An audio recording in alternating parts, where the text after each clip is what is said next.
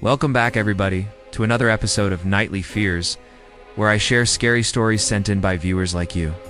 And tonight's tale comes from a viewer who wishes to remain anonymous. And this one is called Every Night. Every night around 2:33 a.m., the scratching began. This story really starts off slow. This is a prime example of foreshadowing. Please click that subscribe button down below so you don't miss any of my episodes. Clicking the subscribe button helps the channel tremendously. It might just make my day. Thank you so much for doing that. I really appreciate it.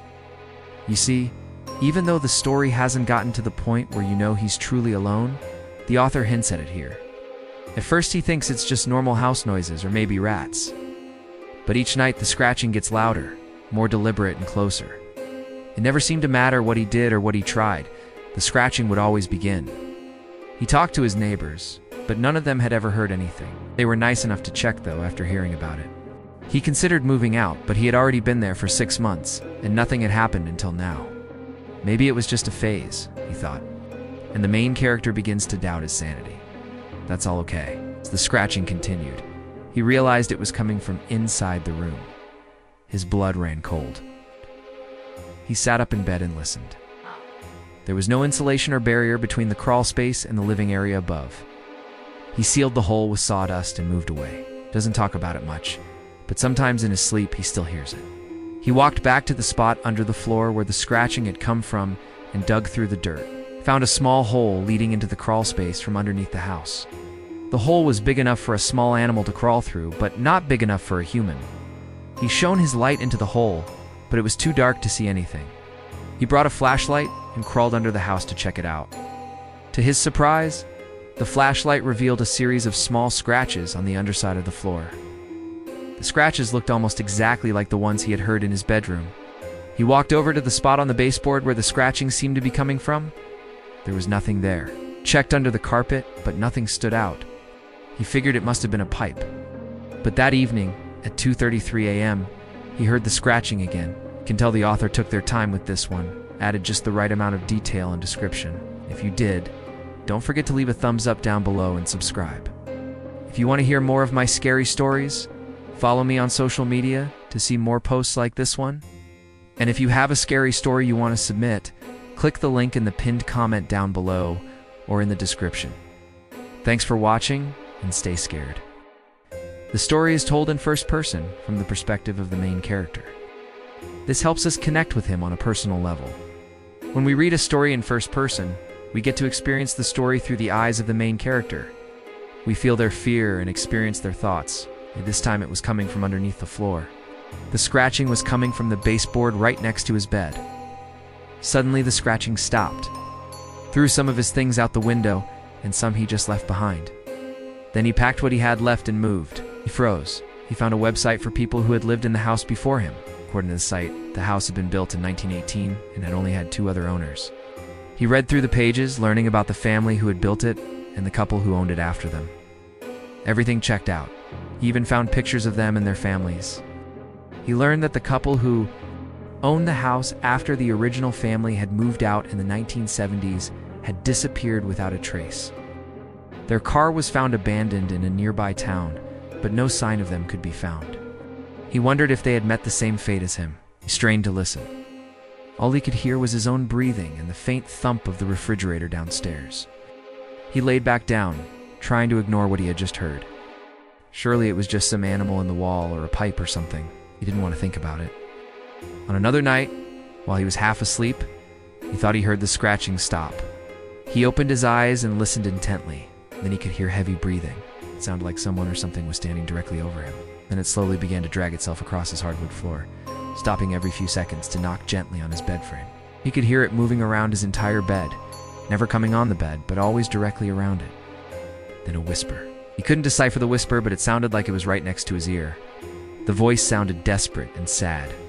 There's nothing wrong with taking your time to build up a scary story. Sometimes it's better not to explain everything right away. Let the audience come to their own conclusions. This leaves us wondering why he's home alone at night and makes us pay extra close attention to the word alone, which is a good way to make your audience stay and listen. Then the last line is, "But I was alone," which is going to make them think about the fact that he's alone. If you want your horror story to be effective, you need to engage your audience right away. You hear footsteps, dragging metal moans, whispers, and even small knocks on the bed frame. In the beginning of the story, the source of the noise was coming from outside the room. But now it seems to be coming from everywhere in the room. Like, for example, sometimes the scratching would come from under the bed or behind the closet door or from a corner of the ceiling.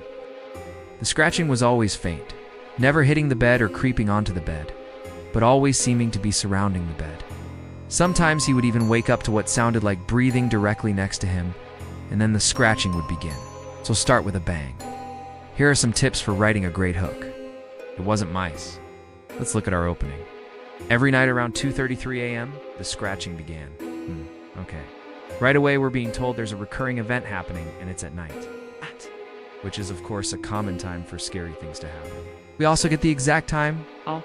Why do you think giving the exact time of when this happens would be important? Now the reader has that time seared into their brain. So anytime they hear scratching at 2:33 a.m., they will think of our story. Also, I love how our narrator says began. It sounds like there's already a history of this scratching happening. It's not the first time. The scratching continued. It wasn't mice. It wasn't in the walls. It was closer. Here's another little tip for writing a horror story. When you write your story, pretend like you're telling the story out loud to a friend late at night. For example, say, it wasn't mice. It wasn't in the walls. It was closer. You could say it like, it wasn't mice. It wasn't in the walls. It was closer. See how I did that? It's by reading it out loud. It allows me to sort of figure out what the flow of the story should sound like. I hope that makes sense. It wasn't in the walls. It was closer. I was alone in my bedroom trying to sleep when the scratching would begin.